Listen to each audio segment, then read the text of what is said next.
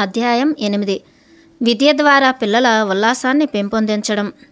ప్రతి తల్లిదండ్రులు తమ పిల్లలు మంచి విద్యను అభ్యసించాలని, కొన్ని మంచి విలువలతో వారి జీవితాల్లో వృద్ధి చెందాలని ఆశిస్తారు. అందరూ అమ్మా నాన్నలు వారి పిల్లలు సంతోషంగా సమృద్ధిగా ఉండాలని కోరుకుంటారు. సమృద్ధిని కోరుకోవడం ఎందుకంటే పిల్లలు సంతోషంగా ఉండాలని. అలా వాళ్ళు సమృద్ధిగా లేకుంటే సంతోషంగా ఉండలేరని. ఈ పద్ధతిలో సంతోషంగా ఉండటానికి కావలసిన ముఖ్యమైన దాన్ని ఎక్కడో జార విడుచుకుంటారు. పసిపాపల ముఖంలో, చిన్నపిల్లల ముఖాల్లో ఎంతో అందమైన నవ్వు ఉంటుంది. వారికి అంత సంతోషం, అంత స్నేహభావం ఉంటాయి. కానీ అదే పిల్లలు పెరిగి పెద్దవారయ్యేసరికి, పాఠశాలలకు, కళాశాలలకు వెళ్ళేసరికి ఆ ఆనందం, ఆ అమాయకత్వం, ఆ అందం అన్నీ పోతాయి. ఆ నవ్వులు, ఆ చిరునవ్వులు అన్నీ పోతాయి. మనం అందరం ఈ అన్ని గుణాలు పిల్లల్లో వారు పెరిగి పెద్దవాళ్ళయ్యాక కూడా ఏ విధంగా నిలిపి ఉంచాలని ఆలోచించాలి. ఇది సాధించామంటే మనం పెద్ద విజయం సాధించినట్లే. అమాయకత్వంలో ఒక అందం ఉంది. అందువలన ఈ అద్భుతాన్ని మనం సాధించగలిగితే చాలా బాగుంటుంది. ఒక అజ్ఞాని అమాయకుడుగా ఉండవచ్చు, కానీ ఆ అమాయకత్వానికి ఎక్కువ విలువ లేదు. ఒక తెలివి గలవాడు అవకతవకగా ఉండవచ్చు, కానీ అతని తెలివికి కూడా విలువ ఏమీ ఉండదు. అమాయకత్వాన్ని నశింపచేయని ప్రజ్ఞ ఉండటం వలన ఈ భూమి మీద ఏం ఉపయోగం ఉన్నది? పిల్లలకు పాఠశాలల్లో, కళాశాలల్లో నలుగురు ఐదుగురు స్నేహితులు ఉంటారు. పిల్లలకు తమ తరగతిలో ఉండే 40-50 మందితో స్నేహంగా ఉండటం చేతకాకపోతే ప్రపంచంలో ఉండే లక్షల కోట్లాది మందితో పాఠశాలలు, కళాశాలలు వదిలిపెట్టాక స్నేహంగా ఉండగలరు.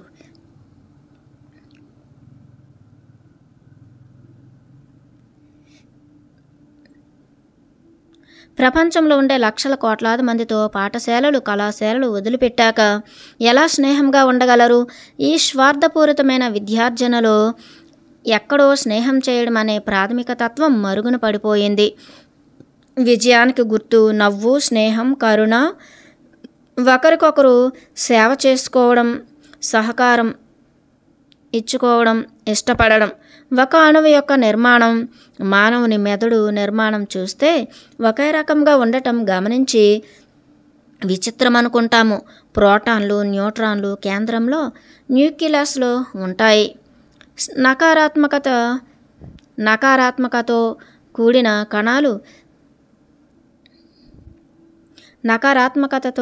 కణాలు ఎలక్ట్రాన్లు న్యూక్లియస్ చుట్టూతా ఉంటాయి.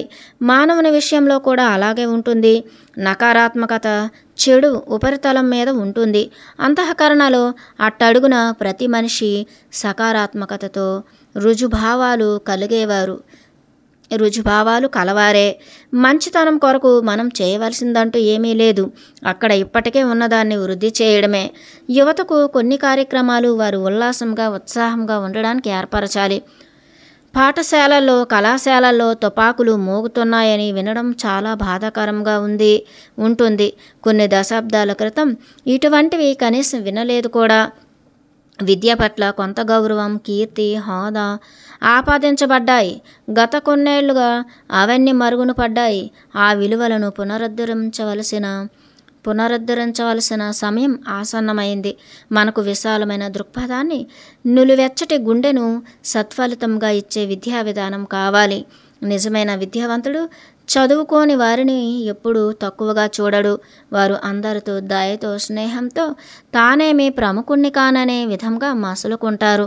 ఆ వెచ్చదనం మన వాతావరణంలో వ్యాపిస్తుంది.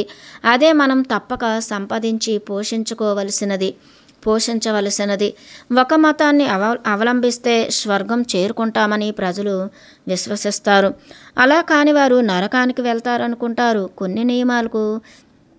కొన్ని నియమాలను తాము పాటిస్తున్నందువలన విశ్వమంతా ఆ విధంగానే ప్రవర్తించాలని, అలా కాకపోతే నరకం పాలవుతారని నూరుపోస్తూ ఉంటారు కొన్ని మతాల వారు. ఇలాగే అందరూ వాటిని నమ్ముతూ ఉంటారు. అలాగే అనుకుంటారు. ఈ విధమైన అపార్థాలను మతాలకు ఆపాదించుకొని ఈ రోజుల్లో మతం పేరిట తీవ్రవాదాన్ని పెంపొందిస్తున్నారు. ఈ తీవ్రవాదాన్ని పాఠశాలల్లో, కళాశాలల్లో పెంచి పోషిస్తున్నారు. వామపక్షవాదమైన, మతపరమైన సిద్ధాంతాలతో తీవ్రవాదమైన దాని వ్రేళ్లు పాఠశాలల్లో, కళాశాలలో పాతుకుని పోయి ఉన్నాయి. పిల్లలు ఆలోచించనారంభించే చోట్లు పాఠశాలలు, కళాశాలలు. యువత ఏది మంచి, ఏది చెడు అని ఈ ప్రపంచాన్నంతా సరైన దారిలో ఎలా పెట్టాలని ఆలోచిస్తారు. వారందరికీ నా సరళమైన ప్రశ్న ఒకటి ఉంది. ప్రపంచంలో ప్రతి చోటి నుండి ఆహారం, సంగీతం, సాంకేతిక విజ్ఞానం అంగీకరించినప్పుడు జ్ఞానాన్ని ఎందుకు స్వీకరించరు? విద్య ఒక్కటే విశ్వంలో విశాల హృదయాన్ని ఇవ్వగలదు. రకరకాల సంస్కృతులు మరియు రకరకాల విశ్వాసాలు. అదే లక్ష్యంగా మనం పిల్లలను పెంచాలి. ప్రపంచంలో ఏ మారుమూల ప్రదేశానికైనా ఈ జ్ఞానం పంచిపెట్టకుండా వదిలేస్తే అది క్షేమమైన ప్రదేశం కాదు. అందువలన ఆలోచించగల గొప్ప మేధావులు, జ్ఞాన సంపన్నులు ప్రస్తుతం దీన్ని గురించి సుదీర్ఘంగా చర్చించాలి. మానవత విలువలతో పాటు విషయాన్ని గ్రహించే స్పందన గల హృదయాలను, విశాల భావాలను వ్యాపింపచేయాలి. అధ్యాయం 9. అల్లరి పిడుగులకు ప్రోత్సాహం.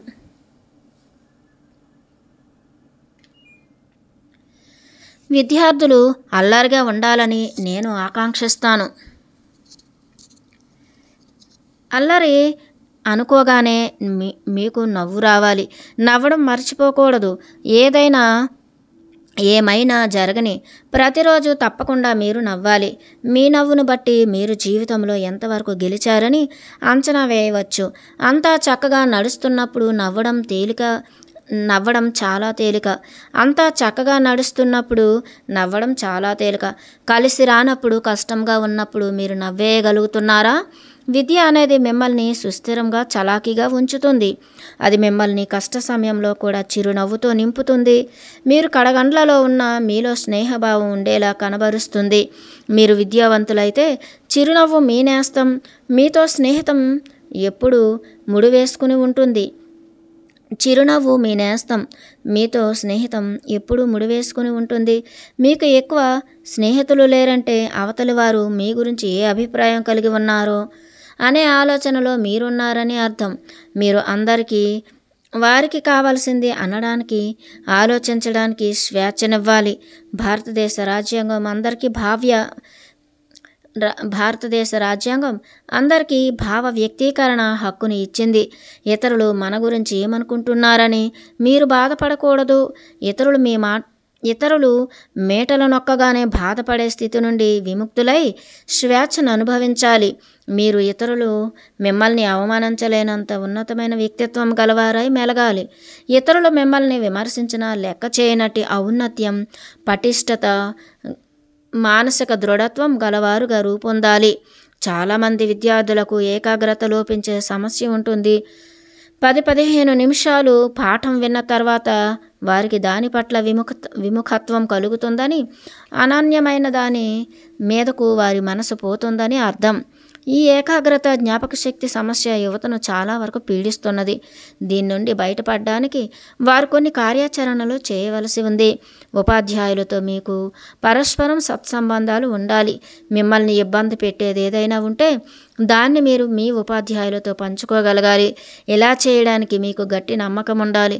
ఇది మీరు తప్పక చేయాల్సి ఉంటుంది. ఎందుచేతనంటే మీరన్ని విషయాలను మీ తల్లిదండ్రులతో మాట్లాడుకోలేరు. దానికి బదులు అవన్నీ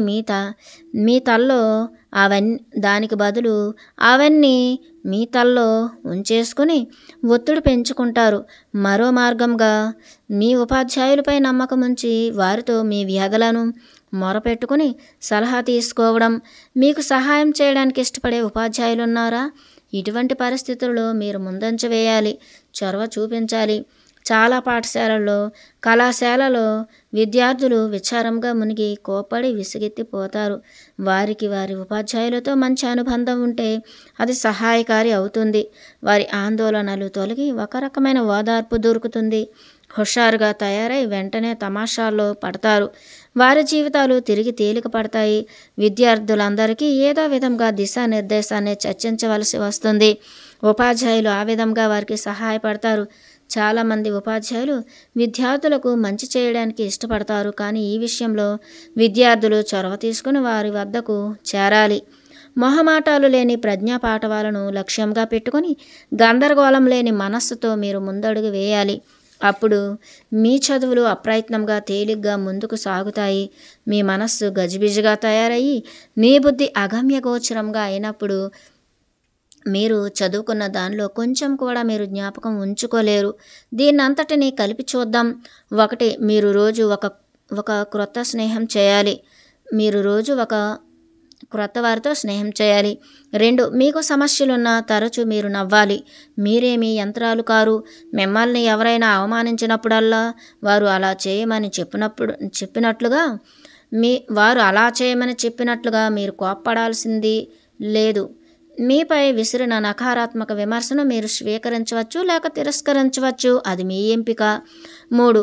మీ జీవితాన్ని పెంపొందించుకోవడానికి మీరు ఏదో ఒకటి చేయాలి.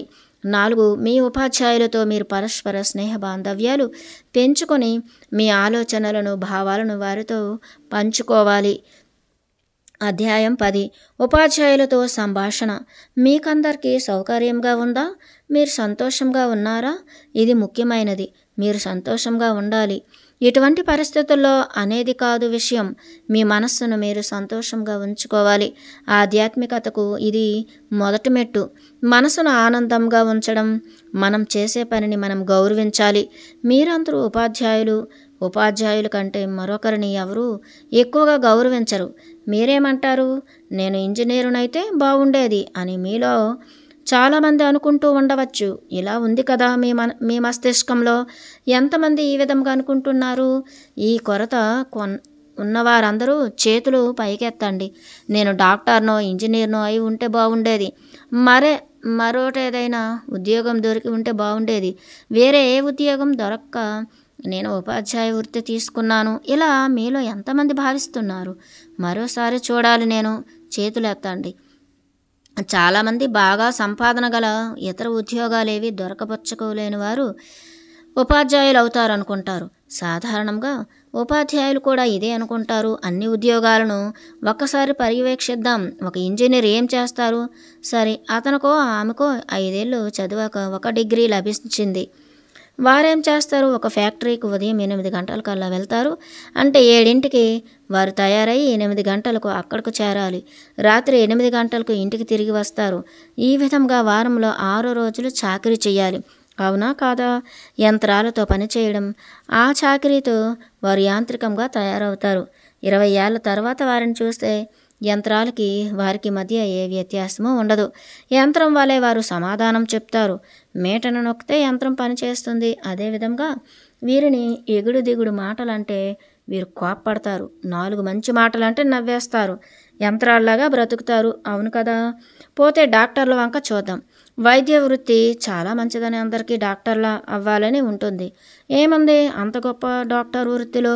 ప్రతిరోజు ఉదయం నుండి వాళ్ళు రోగులతో ఉండాలి. అవునా కాదా? వారి జీవితం అంతా ఉదయం నుండి రాత్రి వరకు ఆసుపత్రులలో రోగులతో బ్రతకాలి. 4 వైపుల నుండి మూలుగుతూ ముక్కులతో రోగులు ఉంటారు. వీరేమీ చేయలేరు. వీరెవరికి రక్షించలేరు. ఏం చేస్తారు వీళ్ళు?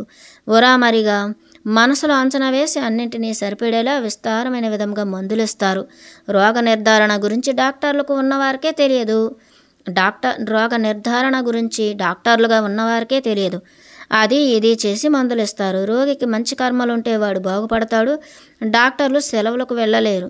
ఎక్కడికి వెళ్ళలేరు. హాయిగా పడుకుని నిద్రపోలేరు. అర్ధరాత్రి 12 గంటలైనా సరే రోగులు వీరి ఇళ్లకు వచ్చి వీరిని ఆసుపత్రులకు లాక్కెళ్తారు. ఇదే వారి జీవితం అంతా జరిగేది. మీరే చూడండి. ఒక రోగికి కొన్ని రోజుల పాటు పరిచర్య చేయవలసి వస్తే అది ఎంత కష్టమైనది మీకు. డాక్టర్ ఎప్పుడూ బాధలు, జబ్బులు, ఫిర్యాదులు వింటూ ఉండవలసినదే. ఉదయం నుండి రాత్రి వరకు వారి జీవితం అంతా ఇదే.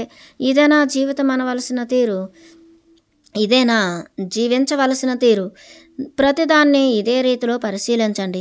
మీ జీవితాలను కూడా ఇదే రకంగా చూడండి. మీరు పిల్లలతో ఉంటారు. మీ జీవితాన్ని ఎదుగుతున్న పిల్లలతో గడుపుతారు. సంవత్సరంలో 2 నెలలు సెలవులు దొరుకుతాయి. ఉపాధ్యాయులంటే ప్రశాంతమైన జీవితం గడపవచ్చు. ఎందుకు దీన్ని పనికిరాని పని అనుకోవాలి? ఈ రోజుల్లో అందరికీ ఒకే రకమైన జీవితాలు వస్తున్నాయి. ఒకే రకమైన జీతాలు వస్తున్నాయి. కాలేజీలో పనిచేసే అధ్యాపకులకు ఇచ్చే వేతనం డాక్టర్ గారు సంపాదించేదానికి సమానమైనది. డాక్టర్లు ఎక్కువ సంపాదిస్తే వారు దాన్ని ఖర్చు పెడుతుంటారు. అంత కష్టపడి సంపాదించి మనకేం దొరుకుతుంది? మనం సంపాదించిన దానిలో సగం మన రోగాలు నయం చేసుకోవడానికి ఖర్చు చేస్తాము. 1000 రూపాయలు మనం సంపాదిస్తే 500 డాక్టరు గారిని చూడడానికి ఖర్చు చేస్తాము. ఇది తెలివితేటలకు నిదర్శనమా? అంతటిని ఈ కోణంలో పరిశీలించండి. ఈ విధంగా చూడటం వలన ఏమవుతుంది? మీ మీద మీకు విశ్వాసం పెరుగుతుంది. మీరు చేస్తున్న పని మంచిదనిపిస్తుంది. మీరు స్థిరపడి మీ వృత్తిని ప్రేమిస్తారు. ఈ విధంగా చూడటం వలన మీరు మీ మనసును మీ వృత్తిలో నిలిపి చక్కగా పనిచేస్తారు. మీరు కర్మయోగులవుతారు. ఏదో మాట వరుసకు చేసినట్లుగా చేస్తే అది కర్మ అయి కూర్చుంటుంది. మీరు ఏదో మాట వరుసకు చేసినట్లుగా చేస్తే అది కర్మ అయి కూర్చుంటుంది. అదే పనిని ప్రేమతో సంతోషంతో చేయాలి. అధ్యాయం 11 విలువలతో కూడిన విద్య సమావేశంలో ప్రసంగం జూన్ 2006. ఓం నమః ప్రణవార్థాయ శుద్ధ జ్ఞానైకమూర్తయే నిర్మలాయ ప్రశాంతాయ దక్షిణామూర్తయే నమః. సభా వేదికపై ఆసీనులైన గౌరవనీయులారా, ప్రియమైన సభాసదులారా, నాకు మీ కంఠసీమ అనుకరించటం మీ కంఠసీమలను అలంకరించి ఉన్న పూలదండల నుండి సందేశం లభిస్తున్నది. మీరందరూ మౌనంగా ఇక్కడ ఉన్న వారందరికీ ఒక సందేశం ఇస్తున్నట్లు భావిస్తున్నాను. విద్య పరిమళం వంటిది. దాన్ని అడ్డుకోలేరు కరతాళ ధ్వనులు. ఒక సూక్ష్మ సందేశం. మనం తెలుసుకోదగినది ఏమిటంటే విద్య ఒక పువ్వు వంటిది. తాజాగా, ఆహ్లాదంగా, సున్నితంగా చూసుకోవలసినది. అది ఎంతో సున్నితమైనది. మనం ఒక తరానికి విలువైన విద్యనిచ్చి తర్వాత దాన్ని మర్చిపోలేము. ప్రతి తరము దాన్ని పునరుద్ధరించుకొని ముందుకు సాగించి మళ్ళీ అవలంబించాలి. అందువలన మీ మెడలో ఉన్న పూలహారాలు పరిస్థితులను మనం సున్నితంగా మన విద్యతో చక్కబరుచుకోవాలని మనకు గుర్తు చేస్తున్నాయి. ఒక పురాతనమైన నానుడి ఉన్నది. స్వదేశే పూజ్యతే రాజా విద్వాన్ సర్వత్ర పూజ్యతే. ఒక రాజు అతని రాజ్యంలో గౌరవింపబడతాడు. ఒక విద్యావంతుడు ప్రతి చోట గౌరవింపబడతాడని దీనికి తాత్పర్యం. విద్య విశ్వాసానికి సంబంధించినది. దేశ సరిహద్దులు, మతం, శాఖ, సంస్కృతి, లింగం ఏ ఇతర పరిధిలోనైనా దాటగలదు విద్య. విద్యావంతుని జ్ఞానం విశాల విశ్వానికి సంబంధించినది. ఎక్కడ విద్యావేత్త జన్మిస్తాడో అతడు ఆ దేశానికి మాత్రమే సంబంధించిన వాడు కాదు. ఈ ప్రపంచమంతా అతనిదే. అతడు భూగోళానికంతా సంబంధించిన వాడు కాకపోతే అతడు విద్యావంతుడే కానట్లు అనుకోవాల్సిందే. ఐన్స్టైన్ అనే భౌతిక గణిత శాస్త్రవేత్త కనుగొన్న నియమిక యాంత్రికము, క్వాంటం మెకానిక్స్, సాపేక్షతా సిద్ధాంతము, థియరీ ఆఫ్ రిలేటివిటీ అనేవి కేవలం ఒక దేశానికి, ఒక ప్రదేశానికి పరిమితమైనవి కావు. ఆ శాస్త్రవేత్త దేశ సరిహద్దులు దాటి ప్రపంచ నిపుణుడయ్యాడు. మన పిల్లలలో మనం ఇటువంటి దృక్పథాన్ని నింపాలి. ప్రస్తుతం గుర్తింపు అనేది ప్రపంచంలో పెద్ద సమస్యగా అయింది. పిల్లలకు పరిమితమైన ఉద్దేశ్యాలు బోధించి పెంచుతాం. అంతేకాని వారు నూతనమైన అభిప్రాయాలు స్వీకరించాలని, మిగతా ప్రపంచంతో ఏకీభవించాలని చూపెట్టడం లేదు. ఇలా అవటం వలన వారు తాము ఆలోచించినదే సరైనదని, తామే సరైన వారమని అనుకుంటారు. ఏ రకంగా ఈ విలువలను విద్యలో మిళితం చేయాలి ఒకరి జీవితంలో అని నేను అన్నప్పుడు దానికి అర్థం వృత్తిపరంగా, వ్యక్తిత్వ పరంగా, సాంఘికంగా మరియు ఆధ్యాత్మికంగా. దీని గురించే మనం సుదీర్ఘంగా ఆలోచించవలసి ఉంది. మొదట మనం ప్రస్తుతపు పరిస్థితుల గురించి చర్చించుకుందాము. ఇప్పుడు చాలా కష్టాలున్నాయి.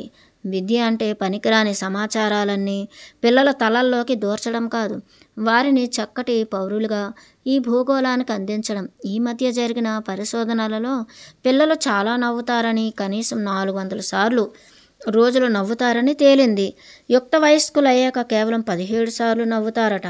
పెద్దవాళ్ళు అయ్యాక నవ్వడం నిలిపివేస్తారట. ఇలా అయితే ఏం సాధించామని మనం అనుకోవాలి? పిల్లలు ఈ సృష్టి యొక్క వికసిత కుసుమాలు. పాఠశాలలకు వెళ్తారు. అటుపై కఠినంగా గంభీర వదనంతో, కాఠిన్యం నిండిన చూపుతో, జీవితం పట్ల నైరాశ్యం నిండిన దృష్టితో కళాశాల నుండి బయటపడతారు. దీని గురించి మనం దీర్ఘంగా ఆలోచించాలి. చదువు పిల్లల్ని మరింత సంతోషంగా ఉండేటట్లుగా చేయవద్దా? దీన్ని బట్టి మనం అందరం లోతుగా చర్చించాలి. ప్రస్తుత స్థితిని అర్థం చేసుకుందాం. ప్రస్తుతం చాలామంది పిల్లలు పాఠశాలల, కళాశాలల చదువులను మధ్యలోనే గండి కొట్టేసి మానేస్తున్నారు. ఈ విధంగా నిలిపివేసే వారి సంఖ్య దడ పుట్టించేటట్లుగా ఉంది. అమెరికాలో వాషింగ్టన్ డీసీలో 50% మంది పాఠశాలలను మానేస్తున్నారు. చాలా దేశాల్లో ఈ విధంగా పాఠశాల మానేసే వారి సంఖ్య అంచనా కూడా వేయలేము. కారణం, పిల్లలు పాఠశాలకే వెళ్ళరు. అందువలన పాఠశాల మానేస్తారనే సమస్య లేదు. అభివృద్ధి చెందని దేశాలలో నిరక్షరాస్యత శాతం చాలా ఎక్కువ. అక్కడి ప్రజలు పాఠశాలకే అస్సలు వెళ్ళరు. పిల్లవాడు మొరాయించి ఏడవడం ఆరంభించగానే తల్లి పోతే పోనీ కానీ బడికి వెళ్ళవద్దు, వెళ్ళి గొర్రెలను, పశువులను చూసుకో అంటుంది. ఎందుకు స్కూలు నుండి పిల్లలు దూరం అయిపోతున్నారు, చదువులను వదిలేస్తున్నారు? మనం ఈ విషయం ఆలోచించాలి. విద్యా వ్యవస్థ బహుశా అలా ఉన్నదేమో. అధ్యాయం 12. పురాతనమైన ఆవిష్కరణ. విద్యా విధానాలలో తప్పకుండా అభివృద్ధి రావాలి. విద్యాక్షేత్రంలో ఒక పూర్తి విప్లవమే రావాలి. ఈ రోజుల్లో మీరు ఎక్కాల పుస్తకం కంఠోపాఠం చేయడానికి వళ్ళు వేస్తూ ఉండనవసరం లేదు. ఇవే విధానాలు ఇంకా మన పాఠశాలల్లో, కళాశాలల్లో పాటిస్తూ ఉంటే అది సమయం వృధా చేయడమే. షేక్స్పియర్, గ్రీకు పద్యాలను నెమరవేస్తూ కంఠోపాఠం చేస్తూ మనం గంటలు వృధా చేస్తాము. అది కాలం చెల్లిపోయిన ఇంగ్లీషు. అది పిల్లల మీద రుద్దబడుతున్నది. షేక్స్పియర్ని అర్థం చేసుకోవడం, కంఠతా పట్టడం, గుర్తుపెట్టుకుని ఆపద్యాయాలు వల్లివేయడం మస్తిష్కానికి శుద్ధదండగైన కార్యక్రమం. ఈ విధంగా పాత విధానాలు విద్యారంగంలో అనుసరించడం దేశం యొక్క సామర్థ్యాన్ని, తెలివితేటలను, అర్హతను వృధా చేయడం అవుతుంది. ఈ కంప్యూటర్ యుగంలో ఒక తట్టు తట్టగానే కంప్యూటర్లో చరిత్ర అంతా మీ కళ్ళ ముందు ఉంటుంది. సిపాయిల తిరుగుబాటు గురించి నేర్చుకుంటూ మెకాలే ఎప్పుడు భారతదేశం వచ్చాడు, ఏ సంస్కరణలు చేపట్టాడు అంటూ పిల్లలు గంటలు గడుపుతారు. కాలం చెల్లిపోయిన సిద్ధాంతాలు, విధానాలు, పద్ధతులతో ఉన్న విద్యా విధానాలను విద్యను అందించే పద్ధతిని ఎంతో మార్చవలసి అవసరం ఉన్నది. పిల్లలు కళాశాల చదువులకు వచ్చేసరికి ఒత్తిడితో వ్రేలాడిపోయి ఉంటారు. పుస్తకాలు బస్తాలు వీపు మీద మోసి ప్రయోజనం లేని పాఠ్యాంశాలు గల పుస్తకాలు వారికి ఏ విధంగానూ పనికిరానివి మోస్తారు. మనం పిల్లలకు అర్థమయ్యేటట్లు, జీర్ణించుకునేట్లు, వారి సామర్థ్యాన్ని పెంచేట్లుగా విద్యా విధానంలో పెనుమార్పులు తీసుకురావాలి. ఆత్మోన్నతిని, సృజనాత్మకతను పెంచి ఇతరులను అనుకరించడం మాన్పించేది మంచి విద్యా విధానం. ఆత్మోన్నతిని, సృజనాత్మకతను పెంచి ఇతరులను అనుకరించడం మాన్పించేది మంచి విద్యా విధానం. మన దగ్గర ఉన్నదాన్ని, మనం చేయగలిగిన దాన్ని మెచ్చుకుంటూ ఆత్మోన్నతి కలిగి ఉండాల్సిన అవసరం ఉంది. ఒక వ్యక్తిలో ఉండే విశ్వాసాన్ని నిర్మూలిస్తే వారు చేయగలిగింది ఏమీ ఉండదు. విద్య ద్వారా మనం విశ్వాసాన్ని, విశాలమైన దృక్పథాన్ని పెంచుకోగలగాలి. మన నమ్మకాలని లోతుగా వ్రేళ్లు పాకించుకోగలగాలి. పురాతన వైభవాన్ని చాటుకుంటూ మనుషులు కుంచితమైన మనస్తత్వం గలవారై వెర్రివారవుతారు. మతోన్మాదాలకు కారణం పాత కథలు గొప్పలు చేసి చెప్పుకోవడమే. మరొక వంక చూస్తే బంగారు భవిష్యత్తు ఉందని, పాతదంతా పనికిరాదని కమ్యూనిస్టులు అంటారు. వీరిరువురు సరైన వారు కారని నా అభిప్రాయం. ఈ రోజుల్లో విద్యా విధానం సామూహికమో వ్యక్తిగతమో రెండూ కాకుండా ఉంది. ఈ రెండు విజ్ఞానాభివృద్ధిని కుంటుపరుస్తాయి. శాస్త్రీయమైన మస్తిష్కం మూఢ విశ్వాసాలకు దూరమై ఉండాలి. చక్కటి విద్య మస్తిష్కాన్ని స్వేచ్ఛగా పెరగనిస్తూ గతించిన కాలంపై క్రోధం, జరగబోయే కాలంపై వేదన ఉండకుండా అంటే గతం పట్ల కోపం, క్రోధం, భవిష్యత్తు పట్ల వేదన ఉండకుండా దేని పట్ల విముఖత లేకుండా చేస్తుంది. ప్రస్తుతం మనకు పునాదులు లోతుగా స్థిరపడిన చిగురించే కొమ్మలు గల వృక్షం అంటే పురాతన నవనీత కలబోసిన మేలైన విద్యా విధానం చాలా అవసరం. మన చైతన్యం యొక్క సామర్థ్యాన్ని పెంచేందుకు మనమేది చేయడం లేదనేది విచారించవలసిన విషయం. అదే సమయంలో రేడియో, టీవీ, సినిమా, వీడియో ఆటలు, పత్రికా ప్రసారాల ద్వారా సమాచారం విరివిగా లభిస్తున్నది. ఇది మెదడు మీద ఒత్తిడిని పెంచుతున్నది. ఇది పిల్లలను ద్వంద్వ స్వభావాలు, స్క్రీజోఫెర్నిక్ గలవారిగా, ఏకాగ్రత కుదురులేనివారుగా